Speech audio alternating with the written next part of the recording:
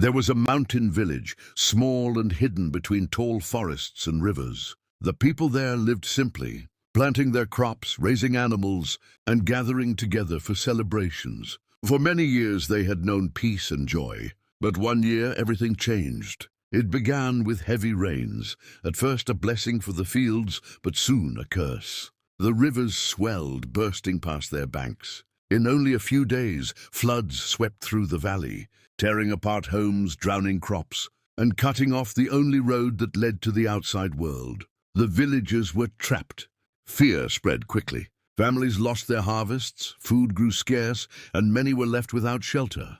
At night, children cried in their mothers' arms, asking when things would return to normal. Some villagers felt abandoned by God. If he truly loves us, one man said, why does he allow this suffering? But the pastor, an elderly man named Matteo, refused to lose hope.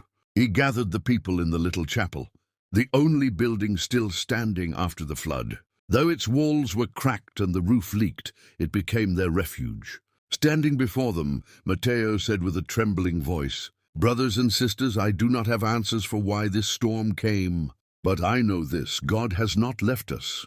His word says he makes a way where there is no way. Let us trust him together. At first, only a few knelt to pray. Their voices were soft, filled with doubt. But day after day, more people came. Soon the chapel echoed with songs and prayers. Even in the darkness of hunger and ruin, their faith became a flame. Then one morning, as the villagers gathered once again, the sound of engines echoed through the valley.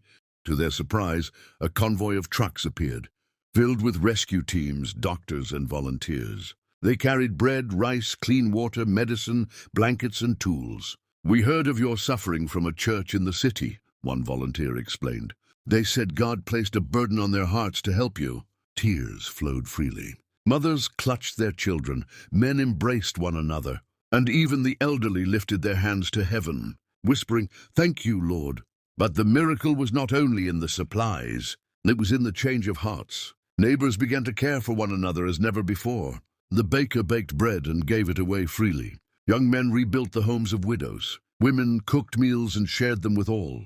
The village became one family, bound together not by fear, but by faith. Months later, when the waters receded and the land began to heal, the people worked tirelessly to restore what had been lost. Fields were planted again, homes rebuilt stronger than before, and laughter returned to the streets. On the first Sunday after the chapel was repaired, the whole village gathered to worship. Pastor Matteo stood before them and said with tears in his eyes, we thought the flood had taken everything from us, but God opened the way he sent us help.